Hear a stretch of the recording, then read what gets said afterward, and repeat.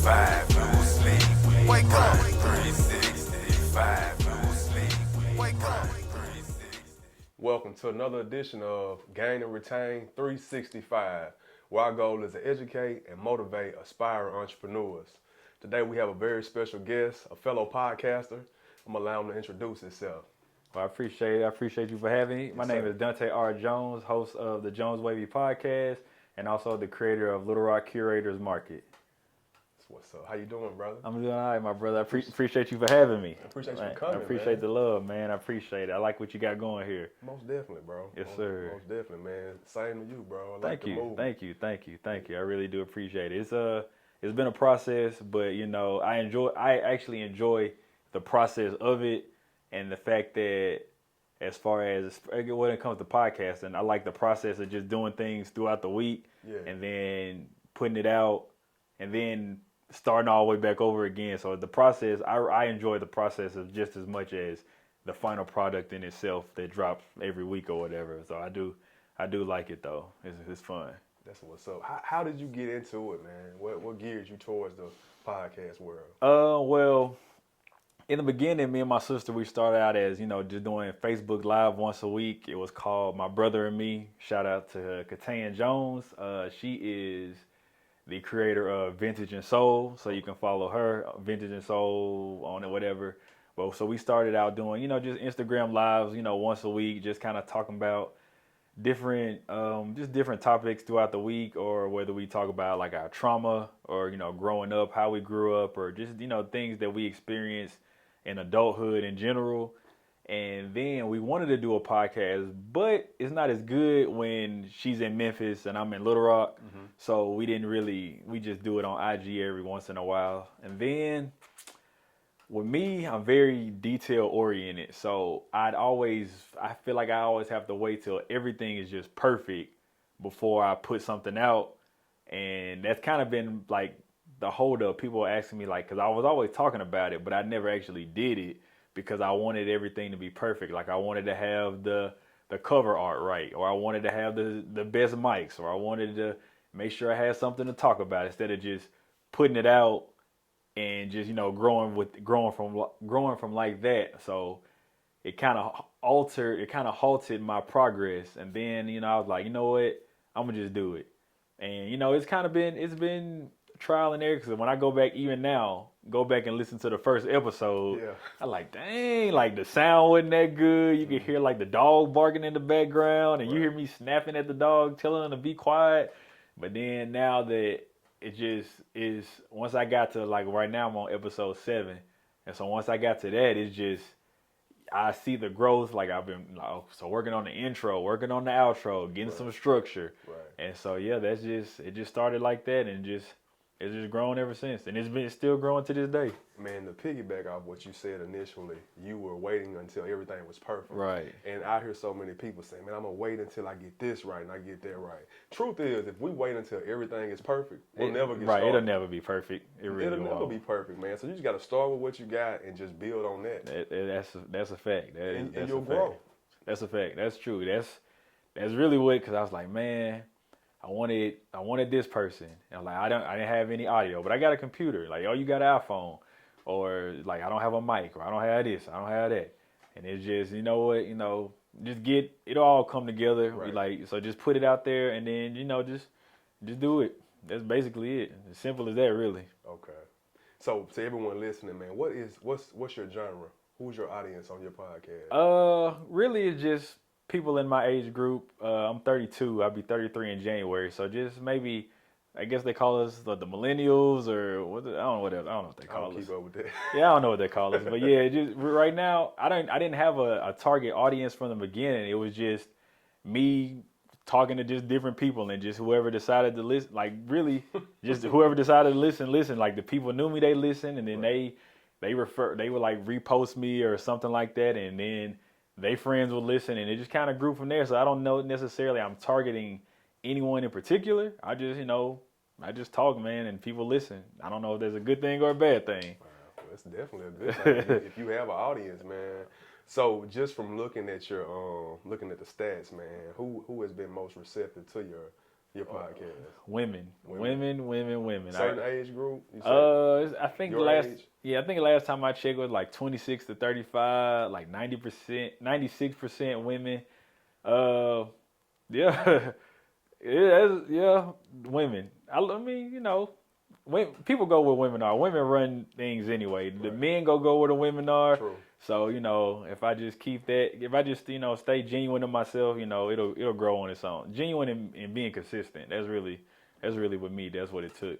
That's what it takes, really. So what type of topics do you guys touch on? My brother, we go from relationships to toxic relationships to cuffing season. We go from marriage to divorce to side chicks to what else we didn't talked about. First dates. Also, I get emails that listeners listen in. We can answer questions. I didn't got some of the wildest emails that it's just been crazy, fun but crazy. Sound interesting, man. Brother, it's definitely. I go ahead. No, I was just gonna say I see why you have the audience is a majority women. Right, man. And I say when you send questions and send them anonymous, and they send them like it says anonymous, but the email has their name, and then I'm like, it's a judgment-free zone. Right. But I was like, man, that's crazy. Boy, I can't even, man.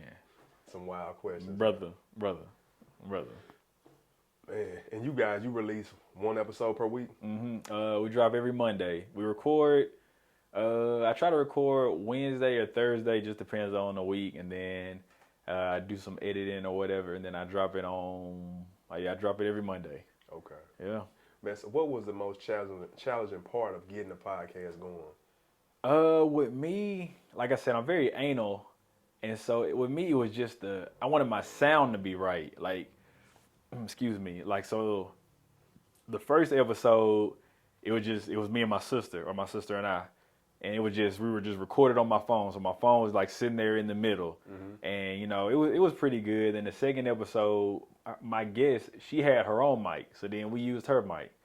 And in the third episode, I got a mic and it just wasn't that good. Like Amazon, it was good. It was all right. But then, like, okay, if I wanted it to sound a little bit better, I need to, you got to put in a little bit more money for a little bit better mic. And so then I did that. So then the sound was good. And then I wanted like those radio type sounds where you can like the soundboard type. So then I had to, I tried to do some research or try to get, soundboards and air horns when I hit the button and all that stuff. So then that, but nothing has really been like too difficult if you just actually just do the research. Like if you have a mindset that like just something that you really want to do, like nothing is just too hard. You just got to do it really, basically. So did you, certain individuals that you look to and kind of follow their steps on how they did theirs? Yeah, so I'm a mailman during the day. So okay. I'm podcast heavy all day. So I'm listening to like sports podcasts or music podcasts or just, Oprah's talk podcasts, like just different like structure, how they do their podcasts and how they I guess advertise or promote their podcast on Instagram or things like that. So I just follow like just different. I just took a little bit of just different podcasts that I listen to personally that I like, and I just kind of incorporated in put my own little sauce on it and just went from there. Okay, I do the same thing. I'm just curious, see exactly how your mind works. Nothing's new under the sun, as they say. Right. Because I'm this type, man. If it's working for them, it will work for me. That's a fact. If it works once, it'll work again, right? And everything it usually does if you do it right. Right. You just got to stay consistent with it. Oh, that's that word, man. That's that word, consistency. Oh, I'm big on it. I'm big on it, whether it comes with work, relationships, just anything in general. Just I'm big on consistency. Right. Like, that's just it's a must in life for me. So. Most definitely. So I'm curious, man. In what ways do you use to build your audience or gain listeners? With me, I usually do. I'm heavy on Instagram. Instagram and Twitter is like my right and left hand. Okay. So I do everything on that. But now I actually just started doing skits. So I want to do like 2 skits a month pertaining to the different, like say So this skit, it'll be out. I don't know when this is dropped, but it should be out by the time this drop. It'll be like, so we talked about it last week. So say you invite a female friend over, and she wants to spend the night. You don't want her to spend the night, so then you text your friend, 911. He call you. Save me. He call you with some excuse to get, Right. and then bam. So we have a skit about that. It's just like 2 minute skit. Just some funny stuff. And so yeah, that's how I wanna do it that way. Just kind of just staying active. Just stay promoting. Put questions on Instagram people can answer, and I'm always posting something like, hey, send emails to the podcast, and just different stuff like that. And they send them, and people, mostly women, they always come, and I appreciate everybody that's listening. How do you go about getting guests? Man, just reaching out, simple as that. Like, you can't be afraid to talk to anybody. And so the guests that I've had, I've interviewed them before when I've done my Little Rock Curators Market. Okay. So with us having a relationship already, and the first time we talked, it was really just them promoting their business for the event. Like, hey, tell me about your business, how long you've been in it. So now when I'm coming back this time, I want to know you, like the person, like right. what you do, 7 days a week, like who are you? And with us having such good relationships, they come and sit down and talk to me, and we don't even talk about business. We talk about everything else. Right. Let's get personal. Right. Yeah. Okay. So and how is that, man? Because like certain individuals, they'll be more open. Right. You know what I mean, and transparent when it comes to their personal.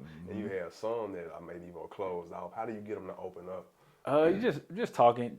With me, I don't mind speaking on like where I've messed up, my downfalls, and just being transparent with people, because I can't expect somebody to open up to me and I'm not doing the same with them. So I don't mind saying, like, oh, I had trouble with my marriage, or I did this, or just any mistakes that I've made, or anything that I've went through in life in general. I don't mind speaking on it, because it may help the next person, because it helped me. Right. And it continues to help me to speak on it just in general. And so I can't expect you to open up if I don't open up to myself. So usually once they see me, starting to, kind of let down the wall or start expressing myself more, then they start to open up and, give a little more, and then give a little more. And then towards the end, it's good.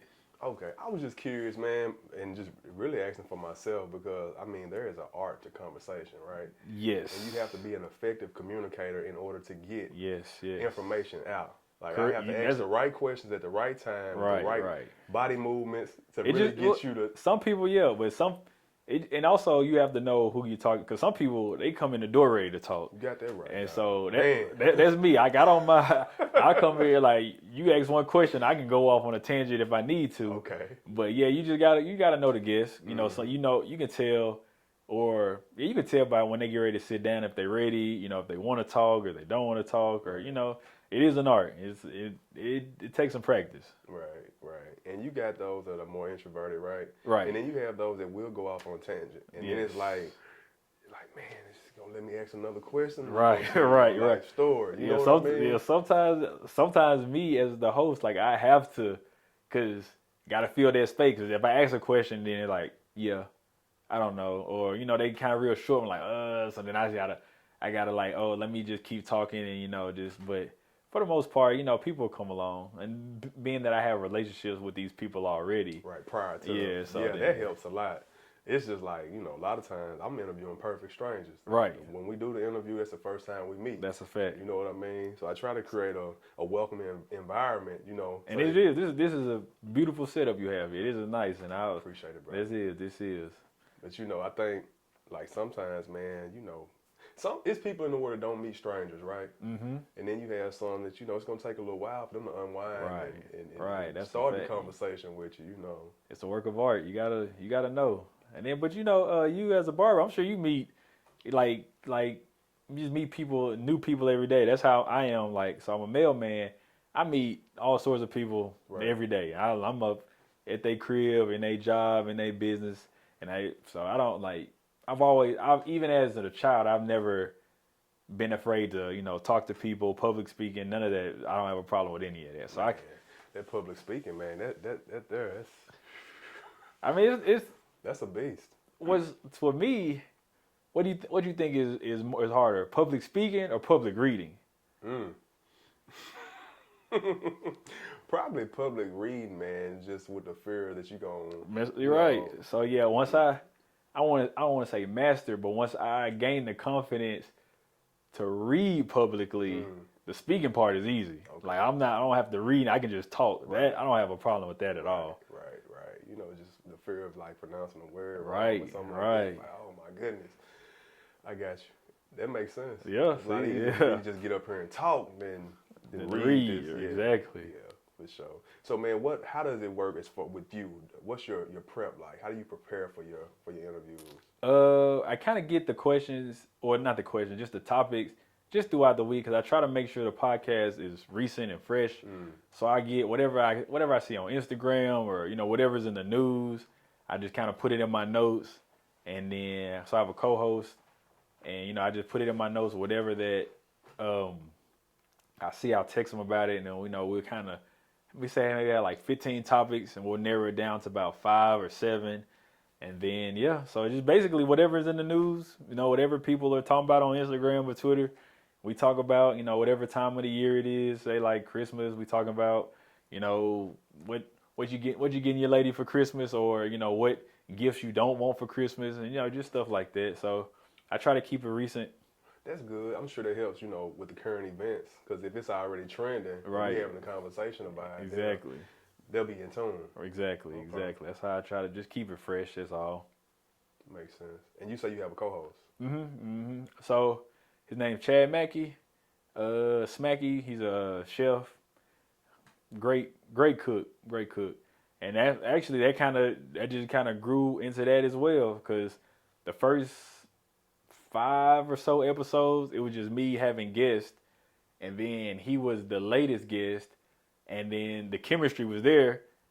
He came back the next week. And then we just like, hey, you here? So now we just talking. So now, so when we have a guest, it'll be both of us and a guest. Okay. And so he's a good dude, great chef. And so we be on there just barbershop talk, man. Just be cracking up. And it's funny you said that, man. And I have done research, right? And they said that the podcasts that are most successful, they have a co-host. Right. Yeah. And how do you feel about it though? Like, I like it because it keeps. Because before I even wanted to guess, it was gonna be me just talking, and I would practice, just talking to myself and like transitioning and stuff like that, and that's cool. But you kind of want somebody to throw things off of. So then a different perspective. Right. So then I had a guest, and then as the time went on, he came on there, and it was just just guy talk. We on there just cracking up, and so then he came back again, and then he's like, "Hey man, you mind if I just be on there?" And the problem I had with the first person, well, before I even started the podcast, I was trying it with another person. And what made me want to do it myself, because he wasn't as passionate as me. And so I'm like, okay, I'm going to do it myself. But then once I met Chad, he was all in. He was like, can I, let me be a co-host. I don't mind, whatever. He bought his mic that day. And so then that made me see like, oh, he invested just like I am. Right. And so then once I figured out we on the same page, and we kind of want the same things, it's been me and him. See, that's good when you find someone who can match your energy. Exactly. You know what I mean? Because I have a problem putting my time and effort into a situation with somebody who's not as passionate as I am. Right. You know what I mean? That's how I was the first time. Like the guy that I was using, like we came over, like I came to him with the podcast idea. He was cool with it. He's a videographer. So he was, he had his camera. He do like the switching, when it comes to this camera facing, but it always had to be like on his time. And, I'm not saying he wasn't down for it, but, he had his own thing. And I was like, I need to do it by myself, because he just, like, he don't feel it like. And then once I met somebody that did, I was like, oh, we hit the ground running. Yeah, we rocking, we rolling. Man, so what's your technique for the retention of your podcast, keeping your listeners coming back and listening again? Just keep them engaged. Like saying, hey, they're able to email me whatever questions, comments, things I need to do better, things they want to hear me talk about. Just being, just being able to them to have access to me through Instagram, through Twitter. Just I'm whatever you want. Just holler at me. It don't, man. I don't mind talking to anybody. If you see me out, hit me up, say what's up. I'm a real welcoming person. So just stay engaged with them, and like my core people, like the people I know, which I appreciate them because I was able to grow faster than I expected just because off of, word of mouth. And so just like the people that I know in my circle or just the people that follow me on Instagram. And then I started getting emails from people I don't even know. I was like, I appreciate that because it's weird when people email you like that you don't know. Right. And like, damn, I don't even, I look at the little chart or whatever, somebody listening over there in, I think, Germany or something. I'm like, what? I don't know nobody in Germany. But I know that was refreshing though. It was. Like, It was. You reaching people. It was. Like that was. It was humbling, but it was very. I liked it. So I'm curious, man. What's the ultimate goal for your podcast? Man, I tell people I want to be bigger than Arsenio. Like I want to be able to make money doing something that I'm passionate about, and so I don't want to be like a radio person. I just want to be able to say how just speak my mind and people listen And get paid. Right, that's it. So let me ask you this: for everyone listening that doesn't know, what is that process like as far as monetizing your content? As far as like how to monetize it, or just the process With your podcast, how do you transition from your content being, you're not being paid for it to getting paid for it? Have you made it that far yet? Yeah. So consistency, that's for one, and secondly, like once you have to build an audience. So right now I have ads, and it's really weird because I wasn't even thinking this far ahead, and so consistency and just growing your audience. That's if you stay consistent, if you just keep putting out episodes, people will find you. As simple as that. Right. And so you got to stay on top of it. I know it may seem like it's taking forever, but with me, I didn't look at it like a time frame just because I enjoyed each week doing each episode. Right. So I didn't. But when the big check come, I'm gonna be yes. Yes. Very thankful. Yes, sir. Man, so who are some of your mentors, man, that you look to? Like, I love this question. So, people that I don't know, Malcolm X for one. Like, I just love how his growth as a person, and I don't mirror him in that way, but just seeing his elevation and his evolution as a human being. I appreciate that, and then as far as people that I do know, like my mother, number one role model, strongest person, not just a woman, just the strongest person I know. And when I really that's it, just my mom. Like I just seen her go through everything, and yet she's still striving to this day. And so she's my number one supporter, my number one role model, hero, whatever. That's for sure. That's what's up. Shout out to Marie Jackson. For sure, man. The Black Queens, they don't get enough, man. Yes, Enough sir. credit, man. But they are very necessary. That is man. a fact. Very necessary. Curious, man. I know you a man of many business ventures. Okay. Let's discuss your second business venture, man, that you're most passionate about. So Little Rock Curators Market. Let's see. So Little Rock Curators Market, I did the first one in October of 2020, and then I just had my second one in this past summer in May. And it all started, so I'm a part of a group, it's called the M-Town Market. I'm originally from Memphis, and we do sneakers, vintage clothes, vintage items, old school arcade games, all this stuff. And I've been in Little Rock for 7 years, and I was like, excuse me, there's no reason why I can't do that in Little Rock. And so with that, I'm like, let's do it. I started reaching out. Instagram, like I said, my right hand, put on Instagram, hey, I'm looking for vendors, people that resell sneakers, people that resell clothes, like vintage clothes or whatever. And I tried to reach out to the people.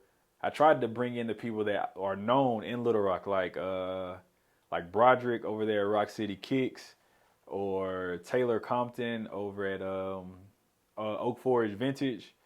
I tried to bring in the big names because once I felt like I brought them in, like everybody kind of fall in, right. And it just grew from there.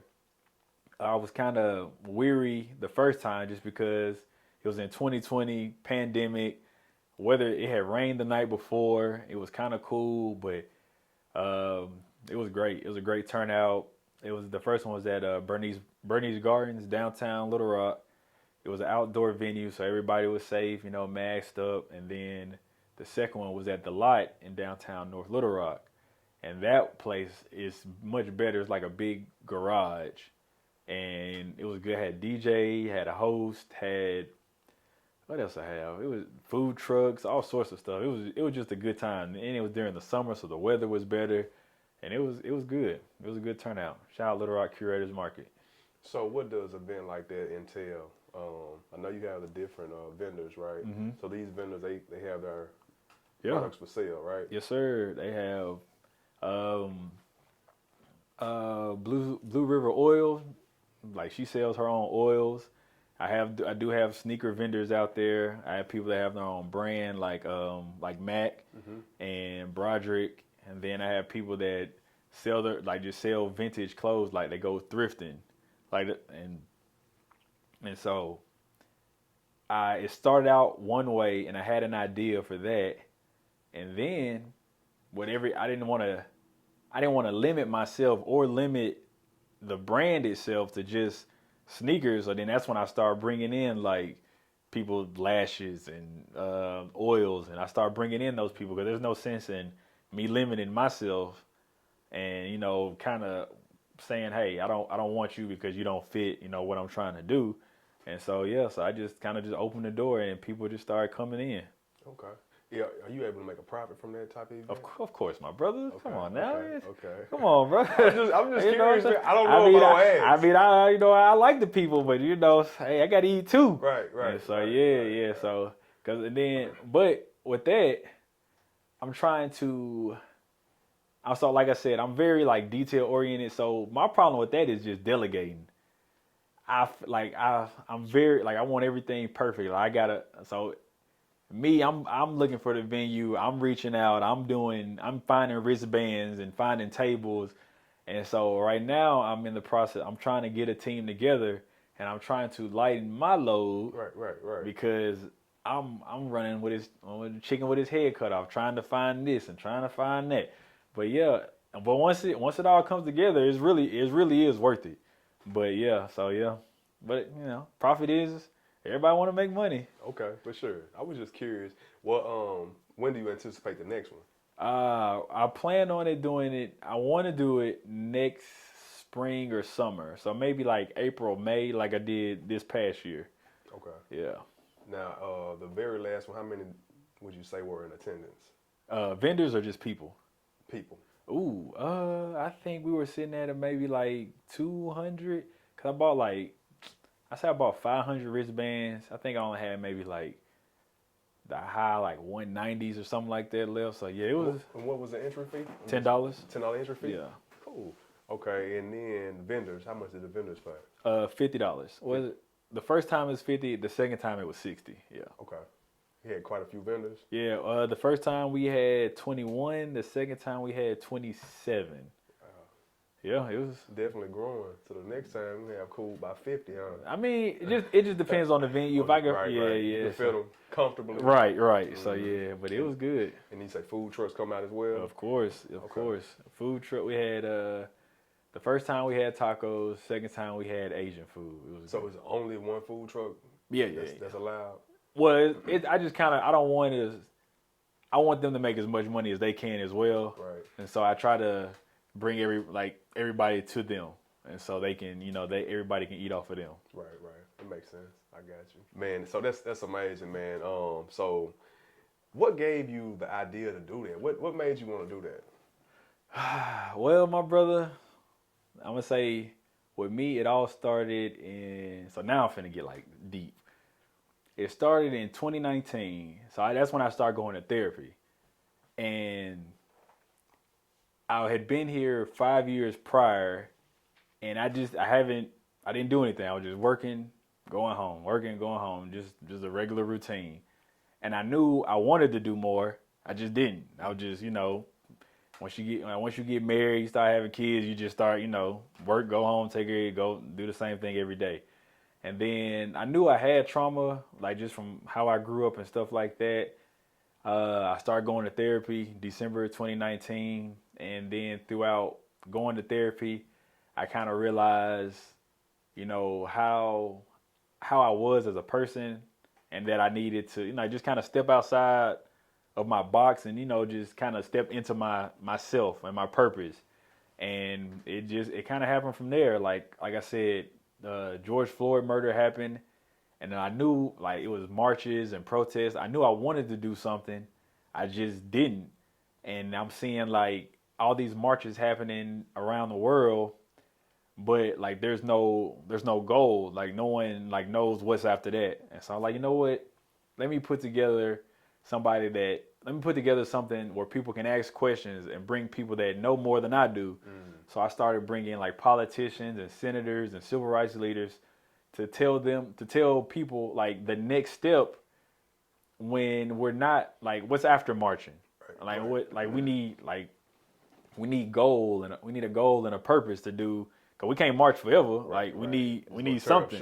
Right. And so once that happened, I'm like, okay, I can do this, And so then like it just that grew faster than anything. I think that was all God, because that grew faster than anything.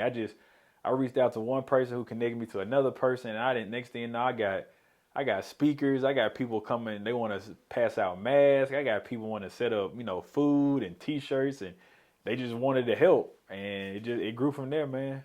Like that therapy, I think, like I tell people, 2020 was kind of like the best and the worst year for me. Like it broke me down, but then it built me like right back up to the person I am. For sure. That lit a fire in you. Bro, yes it did. And like I can't even explain it. It's crazy. Yeah. A lot of times we neglect our mental health, man, especially yes. Black and brown people, we overlook that a lot of times. That's a fact. We don't want to talk about mental health. That's a fact. Just probably because of how we was raised. You know what I mean? Nobody talked about it. Right. Like, you know what I'm saying? They not saying that, not saying that prayer doesn't work, but prayer is also, that's a tool. But God put therapists here for a reason. And so you can't pray everything away. You have to actually like do the work when it comes to stuff like that. Faith without work is dead. You have all the faith in the world. Exactly. If you ain't putting your best foot forward, you don't get no results. That's a fact. That's a fact. Sometimes you need to have conversations, man. That's it. They're valuable. That's it. And when somebody, everybody's like, "How you doing?" "Oh, I'm doing well," but like, you know what I mean? That's so cliche. Exactly. Like, not really. A lot of times you're not really doing well. Right. Like some people genuinely ask like, "How are you doing?" And like, either you could take it as an opportunity to kind of, say what's going on. Right. And as you should, like, because especially like somebody close to you, like, "No, how you doing?"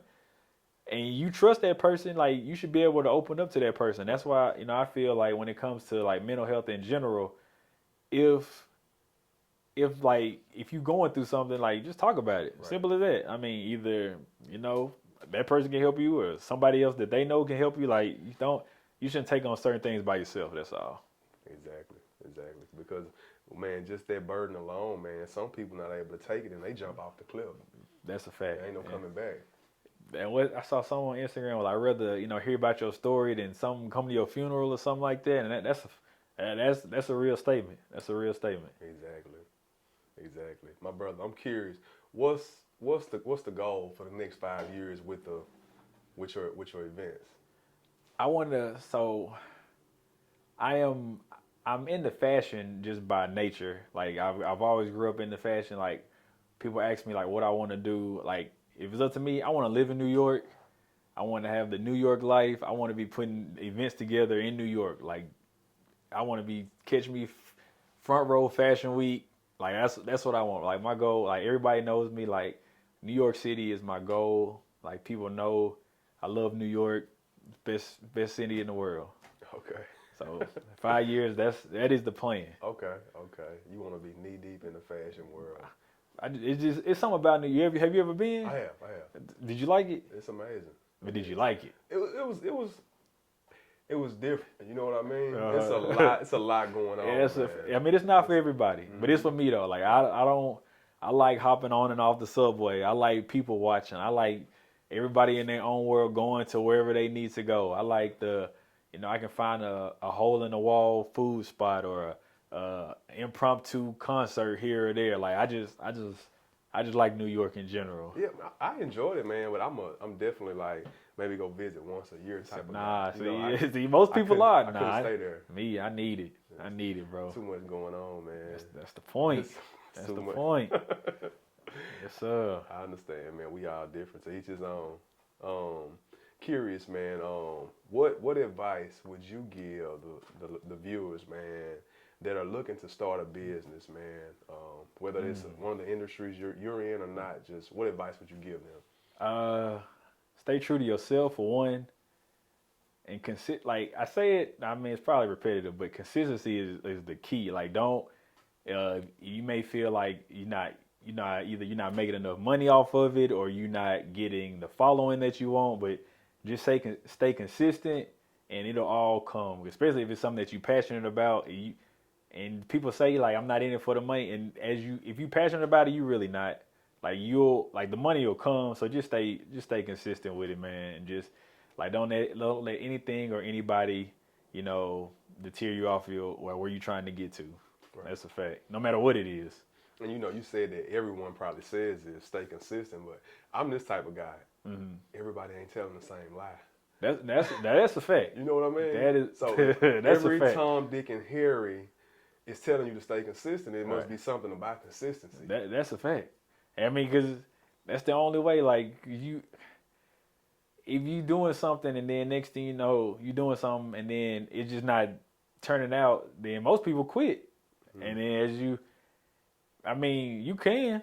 I mean, hey, can't nobody tell you not to quit, but you ain't gonna get where you need to go. Yeah. Because like I said, if it was what they say, if it's easy, everybody be doing it. True story. And so, you just gotta stay on top of it, man. That's a fact. Stay with it. Most definitely, man. Besides another one of the events, anything in the future that you have coming up that they can look forward to? Let's see. So I'm in the process. A couple things. I'm in the process of doing a documentary on. It's called Night in Hell, or Hell of a Night. One of them. So it's about the Obama election in 2008 in Jonesboro, Arkansas, where it all started. Obama won, and then black people, they outside, kind of celebrating or whatever. Next thing you know, about 4 or 5 different agencies of police officers pull up from Craighead County, Jonesboro Police, Campus Police.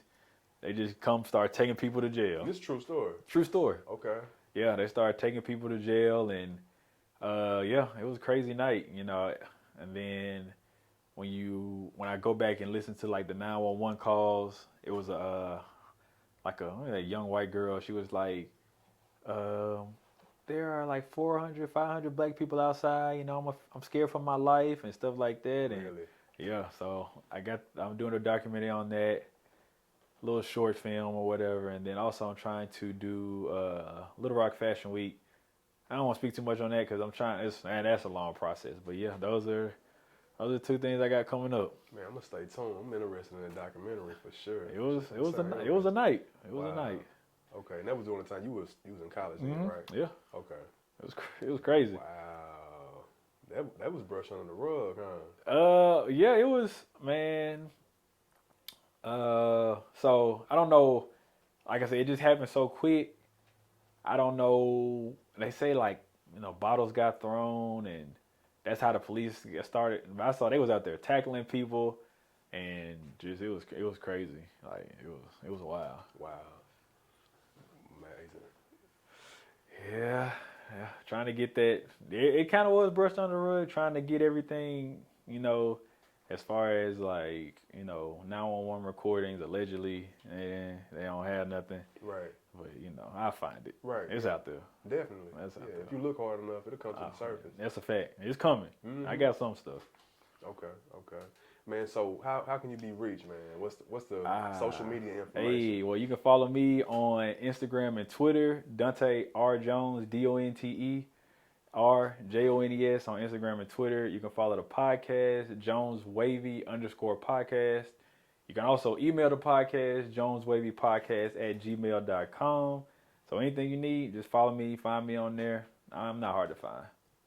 Bro, we appreciate you. Well, I appreciate you having me, my brother. I appreciate the love. For sure. Blessings. Yes, sir. Thank you, my brother. Yes, sir. Yes, sir. 365, no sleep. Wake up. 365, no sleep. Wake up. 365.